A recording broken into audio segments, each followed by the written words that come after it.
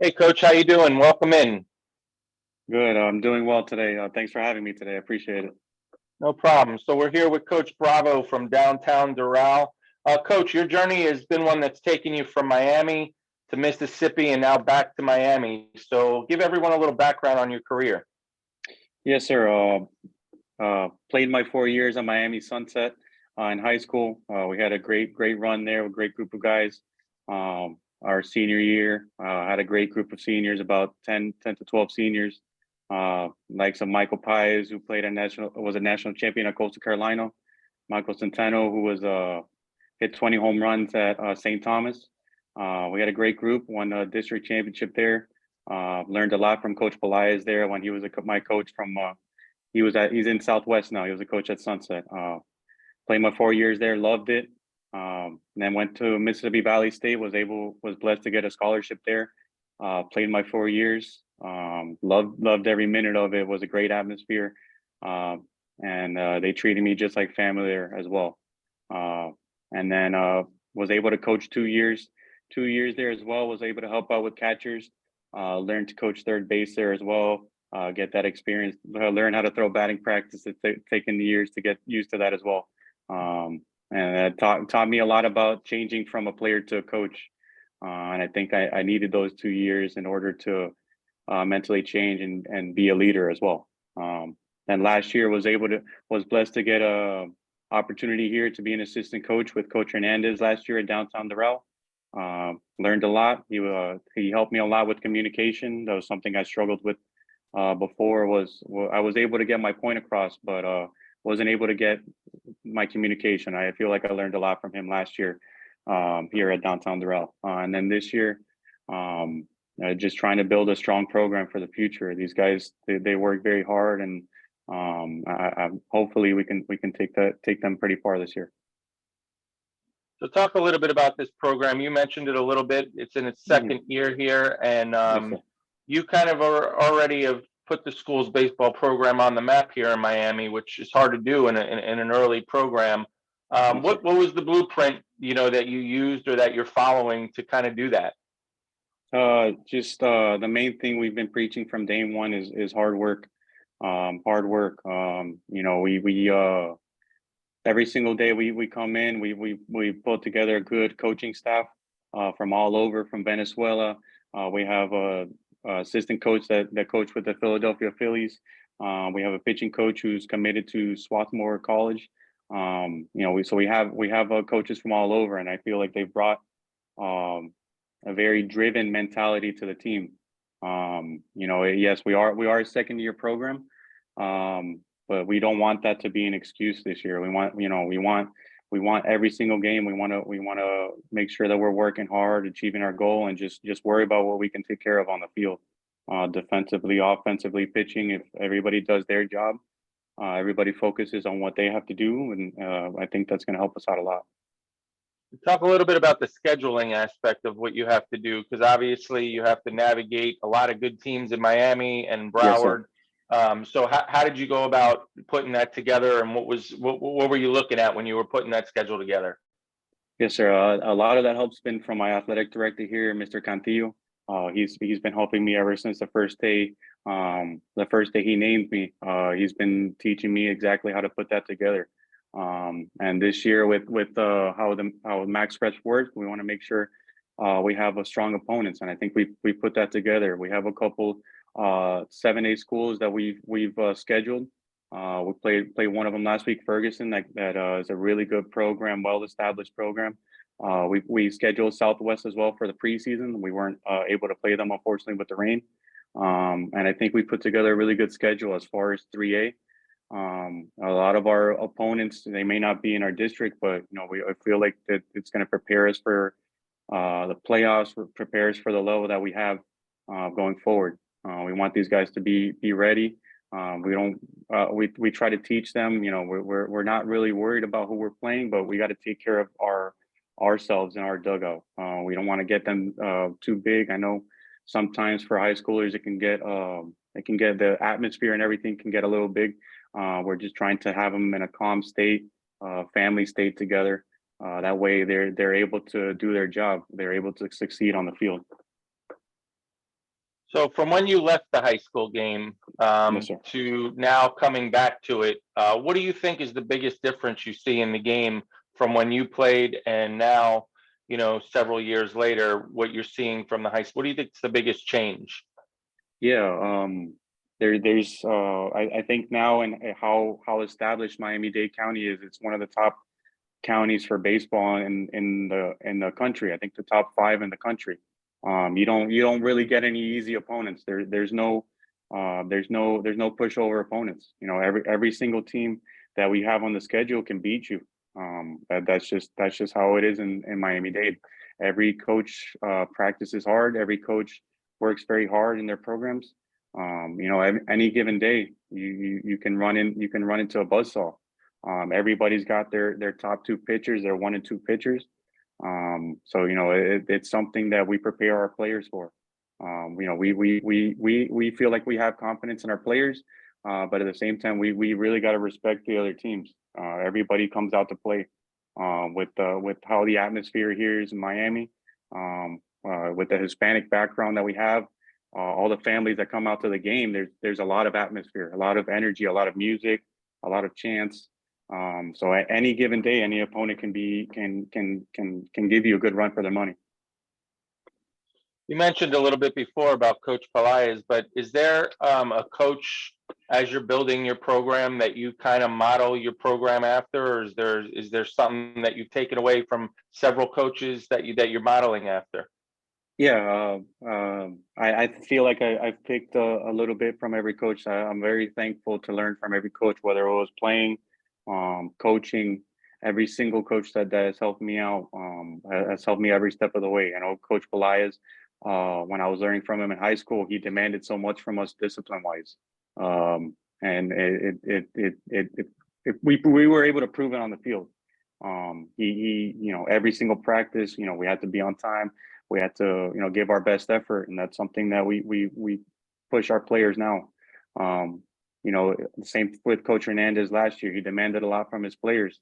He demanded every single practice that they give their best energy, and I feel like he was able to start the program in a good direction last year, and I'm very thankful for the opportunity he gave me last year to learn under him, and to let me, kind of build my relationships as well. Even this year, we were able to get a game schedule with them at ABF Hialeah, and I think that's going to be a good game as well. I was able to learn a lot from him. As far as from college, I know when I was in college, Coach Aaron Stevens, when I was in college, he demanded a lot from us as well. In college, it's more like a job. So that's something that we're teaching our high school players now.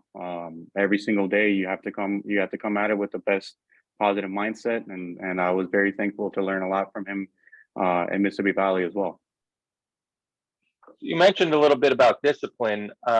For a competitive county like Miami or Broward, really anywhere in South Florida, how coaches preach that, but how important is it?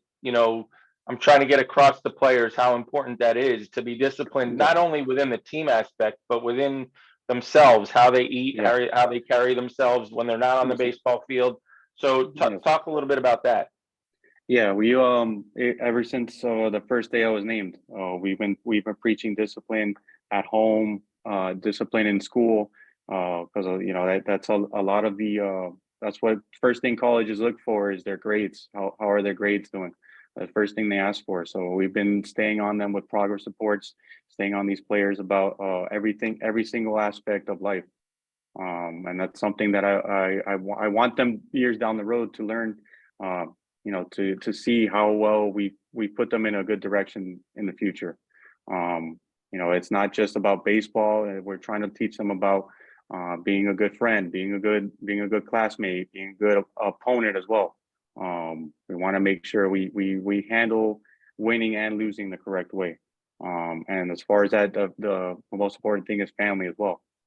We've been making sure that they stay close with their families, keeping their Hispanic roots as well. It's something that they're very prideful here at downtown Doral, and every town in Miami, every team in Miami is very prideful of that as well.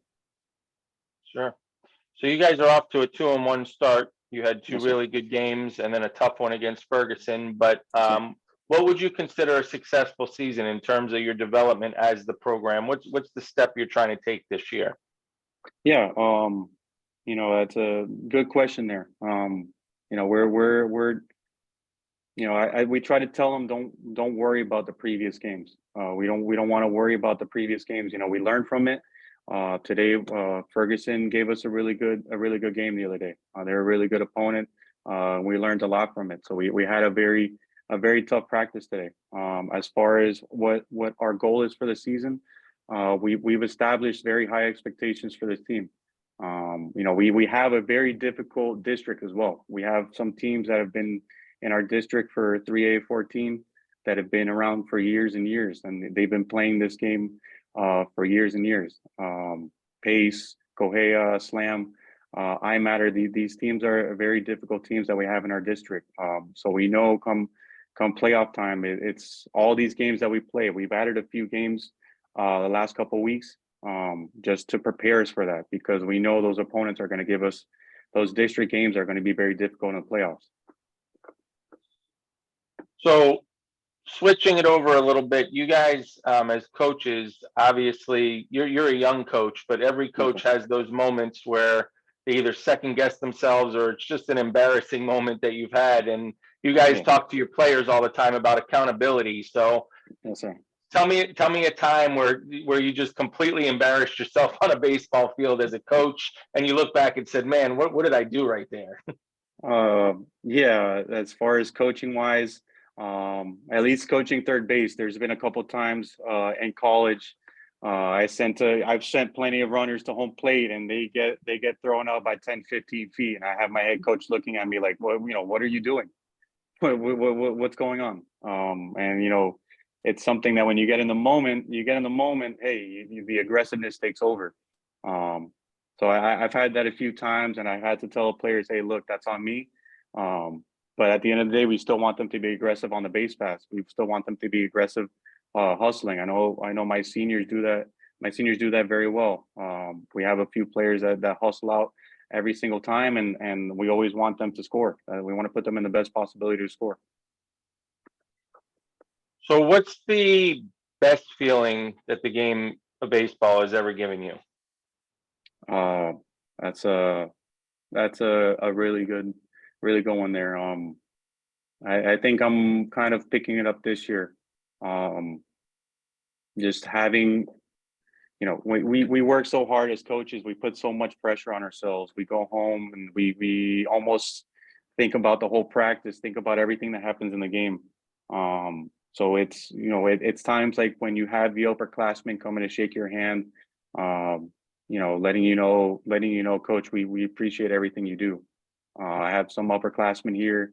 My captains here that come up to me every day, talk to me every single day, coach. I think we should be doing this. Hey, what do you think about this? My captains here, Ahmed Smiley, Santiago Colina, Luis Fernandez, and all my captains here that I have here. They really push me, and they really make sure that it's been a great experience to learn with them. And I'm very thankful for them. I know I'm leaving one captain out right now. So I'm very thankful. Gabriel Montenegro, there you go. There's my last captain. They come up to me every single day in practice. I keep an open door policy with them. Hey, come up to me, whatever you guys think. I want to know what you guys think. Same thing with my coaches as well. It's been very humbling to have them come up to me, give me hugs after practice. After a game, whenever we have a good game, coach, we did a good job today. I'm very thankful for them. I'm very thankful for all my players, all my coaches. Has there ever been a moment in your playing career or coaching career where baseball's driven you to tears, whether it's positive or negative? And if so, Uh, when? yeah, man. There's you can go both aspects of that, man. I know when I was in Sunset, we had American High celebrate winning the regional championship on our field. And that was a very difficult loss. But then you have those great moments too, hitting your first home run in college, That's something that's lived with me for a while. And I think I'm gonna have some of those moments come up. We was able to thankfully get a game scheduled with Julio Mendoza there at Sunset. So I'm gonna have some of those feelings come back before the game. But I know they're a very difficult opponent. They've put up a lot of runs this year, so we have our work cut out with them and every single opponent we have this year. I know we played Riviera. It was a very tough game in the preseason, and I know it's going to be very tough going forward with them as well tomorrow. So our viewers and our fans always see you guys out on the baseball field, either as opponents or parents of kids that you coach. But tell everybody out there something that they wouldn't know about you, something off the field where people within the baseball community would be like, wow, he does that.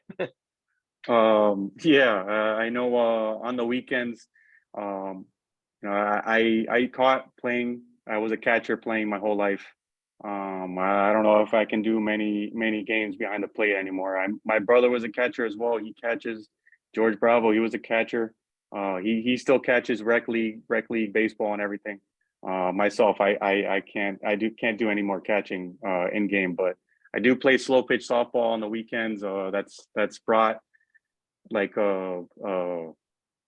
that fighting mentality back, that player mentality. That's something that I've lost for about 3-4 years now, and I was thankful to start playing that this past year, slow pitch softball. Awesome. So we're gonna lighten it up a little bit, and I'm gonna give you some either or questions. Yes, sir. You just pick which of the two that you would go with. So the first one's going to be seafood or steak. Oh, steak. Gotta give me a good steak. Medium well steak. There's not much that can beat that. All right. A perfectly executed squeeze play to win the game, or a diving catch in the outfield to save a game. Got to be a diving catch. The defense like that, everybody in the crowd goes crazy. I gotta go a diving catch. All right. Rock and roll or country?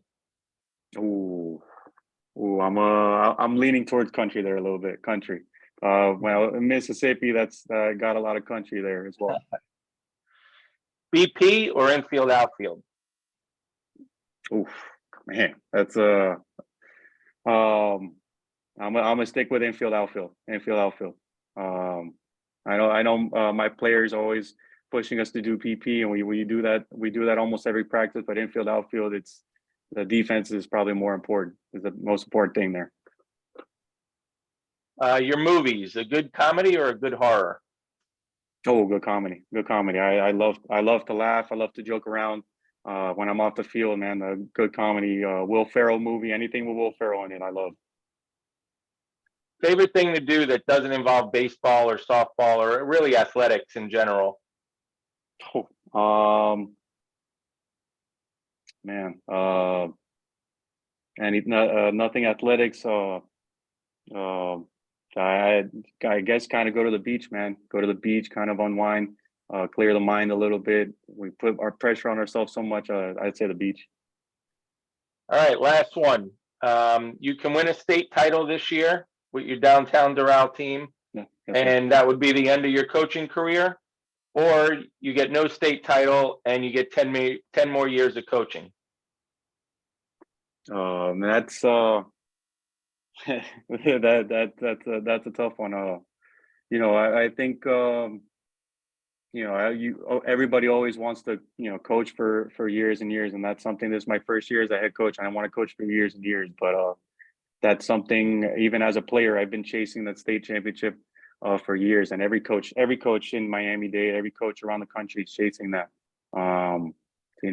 That's something we were very close my last year at Sunset, and that's something that I'm going to be searching for. So I had to say state championship.